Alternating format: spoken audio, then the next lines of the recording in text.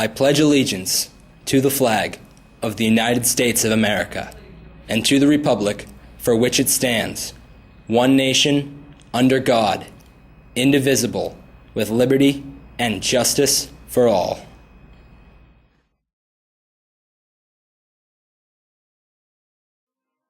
Good morning, and welcome to this edition of Wake Up Warriors. I'm Corbin Young, in case you didn't recognize me without my absolutely stunning and spectacular beard. Many people use their ability to grow hair to make personal statements, including 80s NFL star Brian Bosworth, nicknamed The Boz. He gained fame and notoriety through his flamboyant personality and with his radical hair. Our very own Warrior football team poised to take the field tonight against Foxborough is employing the use of mullets, mohawks, and butternut squash to pack their punch. What inspired the Boz look, Alex? Just me wearing 44. Thought trying to enjoy senior year as much as I could. So, what other way to do it than rock a mullet? You know what I mean? And then wear 70-year-old grandpa shoes on top of that. So we're just trying to make it fun. You know, we just like to have fun here. You know what I mean? It's good to know. Thank you. Pow!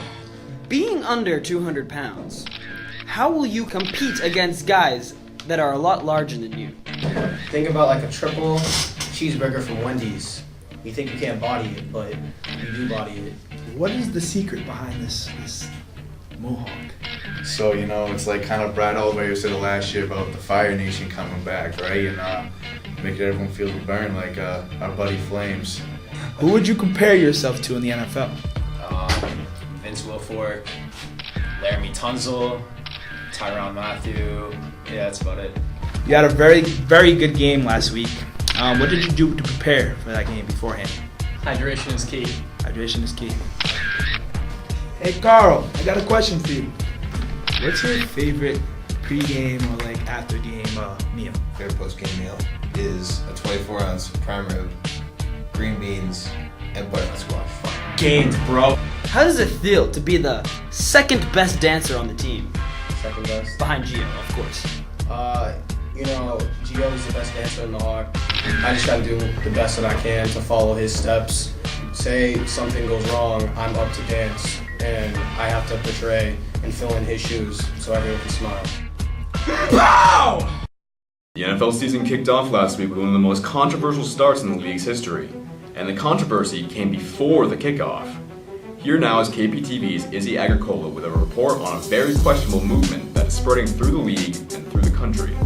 49ers backup quarterback Colin Kaepernick has been making headlines as the NFL's 51st season gets underway. His action of sitting, then eventually kneeling during the national anthem has been causing uproar all over the country. Kaepernick's actions come after countless of minorities' lives have been lost at the hands of cops in the past 2 years. When asked about his highly criticized action, his reply was simple. He said, "I am not going to stand up to show pride in a flag for a country that oppresses black people and people of color. To me, this is bigger than football, and it would be selfish on my part to look the other way. There are bodies in the streets and people getting paid leave and getting away with murder."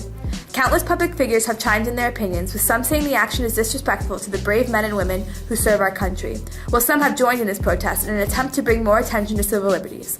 Over the NFL's opening week, multiple players from teams all over the league have been participating in the silent protest by either kneeling or raising their fists as a sign of solidarity with Kaepernick. Many people have voiced their opinions about the movement that is sweeping the world of sports. Let's see what some of our own KP Warriors had to say about the controversial topic. I just think it's an awful portrayal of this, like, looking for rights and stuff like that. You're disrespecting the military at the same time, and that is absolutely not okay. Like, they're the whole reason why we're here, and we honestly owe our lives to people who fight overseas for our freedom. I think Colin Kaepernick, like Chris Brown, who did the same thing recently about sitting down during the national anthem, I understand that that's their constitutional right to do that, so I agree with that from that standpoint. What I disagree with is the fact that they have to think about the bigger picture. I don't think they're thinking about the bigger picture. I respect the decision that Colin Kaepernick is making. I mean, it's totally up to him to sit on the sidelines during the national anthem. Some people think it's disrespectful. Personally, I don't feel like it's disrespectful. It's completely his decision. Mr. Kaepernick has every right to exercise his free speech rights. And what he feels is a legitimate protest against what he sees as an ongoing racial issue in this country. I would never deny anybody the right to express themselves freely so long as what they are doing does not bring harm to others. I might myself not choose to do something like that if I were protesting, but that doesn't make it wrong. It just means that we approach things differently. I do feel that anybody that outright condemns him in the name of patriotism or loyalty to the nation or what have you misses the entire point about what it means to be an American. As a society, we should try to think more historically. We should try to use the lessons of the past to make decisions in the present and plan for the future. Our week began with a shining ray of hope, reminding us that love will always outplay hatred. And the rest, well, the rest is history. Democratic nominee Hillary Clinton, who was at Ground Zero, was there for the ceremony and left unexpectedly, left early because of what appeared to be a medical episode. Our world evolves from a chain of events. All the events of this week happened because of a previous event. Just another domino in a long, infinite line. Calling Trump a national disgrace and an international pariah.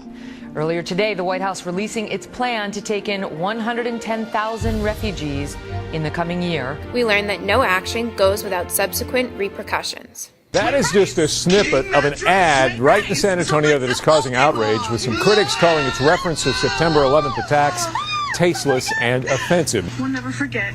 We have a man accused of setting a Muslim woman's blouse on fire. After weeks of delay, 100 Boston police officers will be wearing body cameras. Because they mean nothing to me. I'm not clay.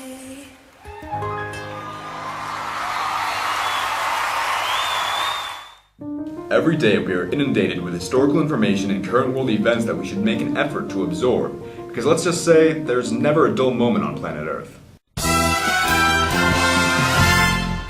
KPTV's Brad Oliverio took a leisurely stroll around KP to find out how our freshmen are adjusting, and to see if any of our KP faculty members have any advice for the class of 2020. So, do you know exactly how many days left of school you have? Not for this year, for your whole high school career. 362. You wish. It's actually 1,379 more days. Yeah, you have actually 1,379 more days. So, could you tell me one of your most embarrassing stories as a freshman? Okay, hold on a second. We gotta check the hair. Of course. Is the nose shiny? No. Okay. I think we're okay. I feel like I'm shiny. When I was here as a freshman, I was about 4'10", and at that time, my brothers who were older had told me I was going to get beat up when I went to high school.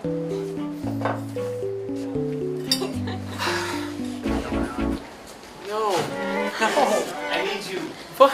Listen. The first week of school, I'm rounding the corner. I get trapped in front of this huge football, fat kid. What do you mean? I need you to tell me your most. Oh, that I can get later. I need you to tell me your worst experience as a freshman. Like a funny story. Why are you holding a brush? It's my mic. Don't talk to it like that. He looks at me, looks down, and yells, "I hate freshmen!" I was a freshman at a high school in New Jersey, and one of the traditions was Freshman Day, which was the first rainy day of the year, where freshmen got pushed into puddles outside.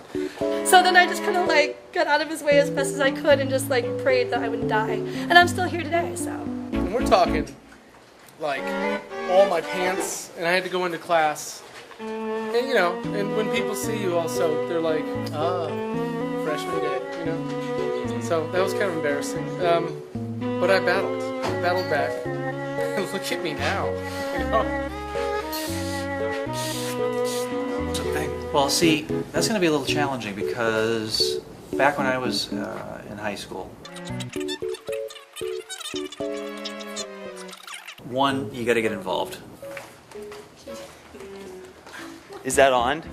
That's our broadcast for this week. Thank you for watching. We'll see you tonight at the home opener, decked out with white. Go KP. Fun.